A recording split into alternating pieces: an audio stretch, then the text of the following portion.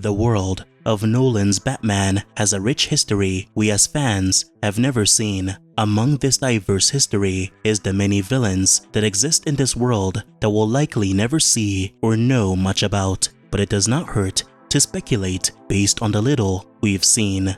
Now, in the world of Nolan's Dark Knight trilogy, there are a set of villains we know without a doubt exist in this world.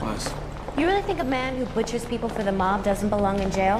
Well, I would hardly have testified to that otherwise, would I, Miss Dawes? There was Victor Zsasz, who appeared in Batman Begins. His first appearance is at a court case where Dr. Crane sends him to Arkham Asylum. Now, based on evidence, Zsasz has existed in this world for quite a long time, at least long enough that his reputation is well known.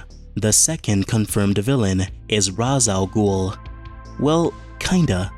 Not in the way you think. Now, in the film, we learn that the League of Shadows has existed for thousands of years. If we were to take Ducard at his word, that implies that the group has had several leaders over the years. It's not far-fetched then that the name Ra's al Ghul is simply a title passed down to many leaders within the Dark Knight universe. So it's possible that Ra's al Ghul, as we know him from the comics, existed thousands of years ago when the group was first founded. Now, does that mean that Ken Watanabe's character was actually Ra's al Ghul before his death? Well, I don't know. The film does sort of imply that he was just a decoy and was not the true Ra's. I watched you die. Oh, there are many forms of immortality. The Penguin is never mentioned in Nolan's Dark Knight trilogy and never makes any kind of appearance either. This is strange, considering the heavy mob presence in Batman Begins and The Dark Knight. This could mean that the Penguin just does not exist at all, but in my headcanon, Penguin is an arms dealer in this world who just managed to avoid bringing any type of attention to himself, preferring to lay low rather than gunning for a spot in the Gotham underworld. Though there were some fan theories that perhaps the club Maroni was in The Dark Knight was the Iceberg Lounge, simply because of the blue lights. But there's no evidence that this is the case. The Riddler is another villain many heavily speculate exists in the Nolan Batman world. In the film, there is an employee working for Wayne Enterprises. During his time there, he seemingly comes across blueprints of the Tumbler, deducing that Bruce Wayne must be Batman. This employee's name is Coleman Reese, and as he attempts to blackmail Lucius, he's referred to as Mr. Reese by him.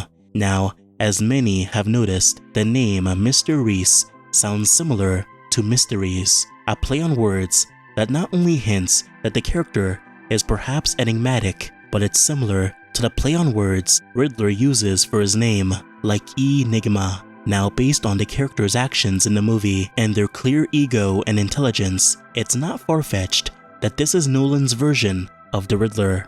However, it's unlikely that this is the case and is probably just a major coincidence.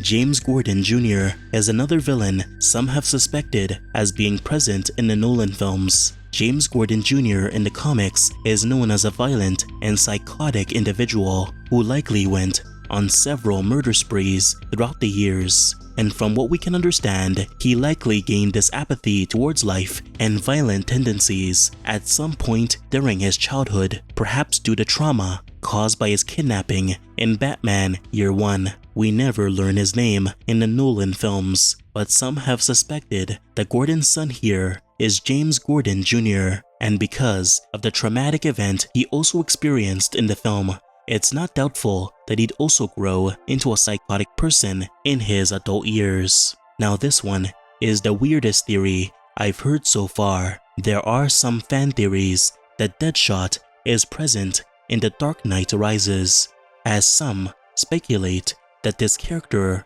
who is Bane's right-hand man, is Deadshot.